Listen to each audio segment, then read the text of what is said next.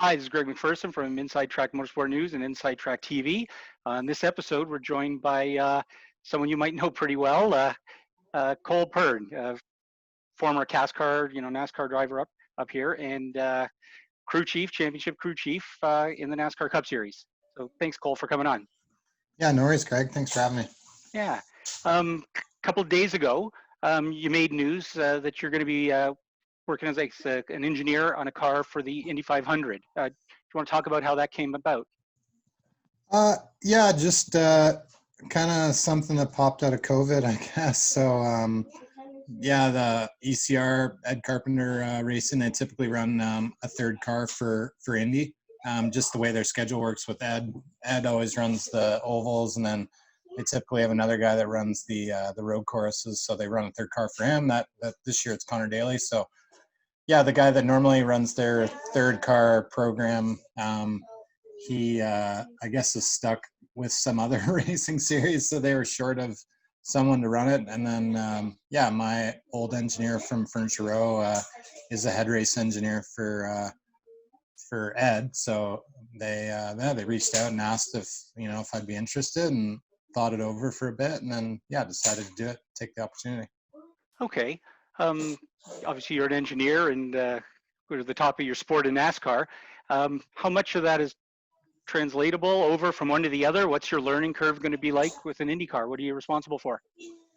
Yeah, I mean, so with lead race engineer, you got to kind of responsible for running the program from that standpoint. But they have a good crew, like in terms of support and stuff like that. They have a really good baseline kind of to start with. They've had good success there at Indy the last few years. So that's that was one of the things that was exciting about doing, is knowing you're going into a situation where you potentially succeed. So one-off deals are always so hard to know how they're going to go. But I think for me, just learning the little procedural stuff, I think is the most the steepest part of the learning curve. Understanding the car geometry and stuff like that is not too difficult, really. I mean, I feel like I got up to speed pretty quick on how all that works, and then after that, it's physics. I mean, there's aerodynamics and all the still got four springs, four shocks or inerters, and still has a ride height it wants to run at, and a balance that it needs to achieve, and a lot of the tuning tools are honestly super similar, and they all just kind of, once you're looking at squiggly lines and data, it's not as different as you'd think between a Cup car and an Indy car. Okay. And I guess as long as you were in Cup, you figured you'd spend the rest of your racing days on the Memorial Day weekend at the Coca-Cola 600, and you'd never have a shot at doing something like participating in an Indy 500. So this is a unique opportunity. Yeah, super unique. And I mean, if it goes well, it could turn into something, year after year. May's the good month for me to, with my lifestyle right now, to get away. Obviously it's August this year, but, I think, I think just getting the experience, I might hate it and never want to go back, but, there's very few races that you can go and do a one-off deal and be competitive in. So I think this is a good opportunity. It comes with not having to do the full commitment of a full schedule. So that's kind of nice. And we'll see. I think got a lot of time yet still. The good thing is with Indy 2, there's a ton of practice. So, got a little bit more time to prep, and then definitely going to be there for, essentially a week of full of practice, barring weather. So should get a good feel for it over that period of time. Definitely be strange if fixtures at Indy were you and Jimmy Johnson. Yeah, no kidding. Yeah, it's odd timing that way. Of course, he's there testing, and then our announcement comes out the next day. So everyone on the internet likes to dream. That's for sure. Yeah. When all this came down, you were getting ready, I guess, for a big March break. Busy season starting for your business. How is that all going? Like, were you guys shut down like everybody else? Yeah, we lost about the last month of the winter season. So yeah, that sucked, but it could have been way worse. Could have been, in the middle of the season and lost a lot of it. So summer's been a lot less busy than what it normally is, but we're now back and running. We've had, a few weeks of trips going up there that have gone sweet. I was just up there the week before. It's way nicer place than going to the grocery store, I think, from a COVID safety standpoint. So, yeah, hopefully everything keeps going smooth. Obviously, you never know what's going to happen. So, yeah, our winter's looking okay. We have a lot of U.S. guests, so that's not great, but it is what it is. Okay. You mentioned that you've got a gig, I guess, a couple times a week. You said we're doing some stuff with NASCAR.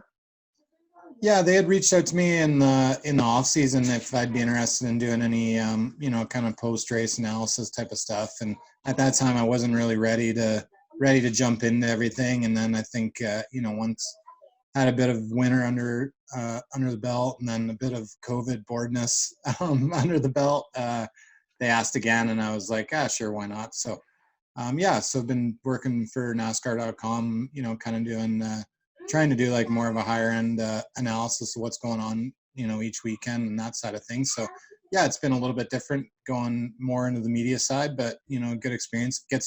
Forces me to watch the races at least, which is not the worst thing. Definitely, I think all of us were starving for a bit of pro sports. So, credit for them to going back, earlier than most. So they've done a great job in that aspect.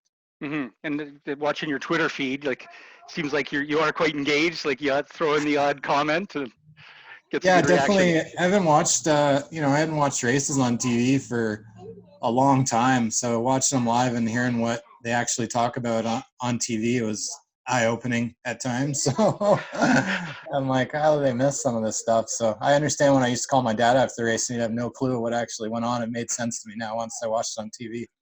That's great. There are a lot of things in this world that are fake. Your food shouldn't be one of them. Pinty's Man Cave Chicken Wings. Authentic food for real people. Crave the cave, friends. Pinty's Man Cave. There are a lot of things in this world that are fake. Your food shouldn't be one of them. Pinty's Man Cave sausages and street dogs. Authentic food for real people. Crave the cave, friends. Pinty's Man Cave. There are a lot of things in this world that are fake. Your food shouldn't be one of them. Pinty's Man Cave Ribs. Authentic food for real people. Crave the cave, friends. Pinty's Man Cave. The races that you liked so far, it seemed like you were about the third happiest person when Martin won at Martinsville. Yeah, definitely. I've still been, super in touch with that team and with James and Martin. I talk to them, every week after every race, and then James and I talk all through the race. I kind of follow the data and stuff like that, and stay really. You got a connection to him during the race? Yeah, we talked during the race. I'm on the chat, chat back and forth. So, awesome. Yeah, I watch the data and listen to the in-car and stuff like that. So. Follow along and then offer things off the wall or whatever. And, I think just be a sounding board from that standpoint. So definitely, they've been running super strong here lately. I feel like they've been, the fastest car a lot of these past weeks, just haven't got the results to show for it. But these races are just those 550 races. If you don't have good restart and good track position, it's pretty tough to close the deal out. Yeah. Man, it does seem like you have the best of both worlds. Like you're often where you want to be and happy, but still as engaged as you want to be, and people still want to, tap into you.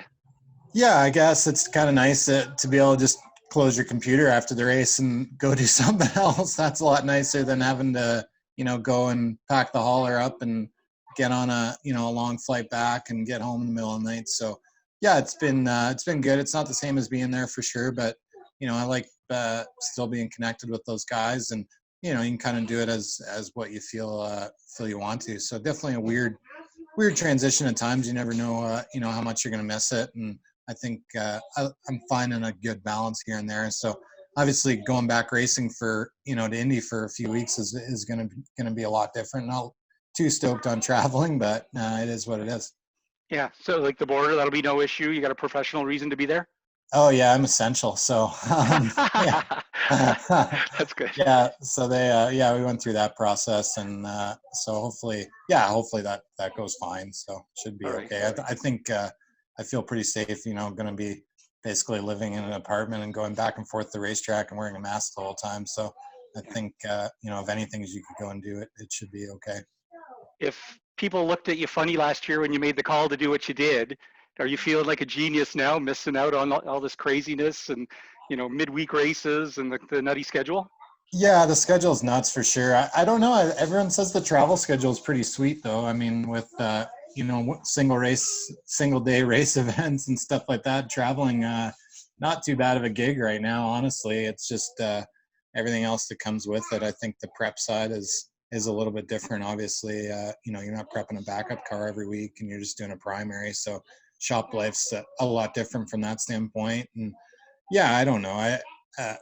I'm good. I'm happy to be in Canada mostly. So it's like watching a dumpster fire. But yeah, just no. I think it's fine. Yeah, I don't know. I don't know. I don't know how you could have predicted anything that's happened this year. That's for sure. No, it's been nuts. Anyway, best of luck. We'll be following you. It's always great to have a Canadian angle to watch, and you being at Indy is going to be fantastic. Good luck with that and everything else, and hopefully we'll check in with you either right before or after to see how it went.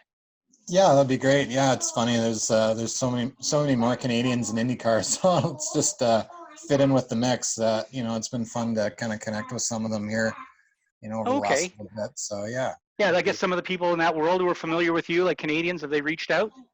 Yeah, for sure. Obviously, get along well with Hinch and stuff like that. So, nice to talk to him. And then, I think the craziest one for me, I didn't even know that Lee Bentham worked at ECR. So wow.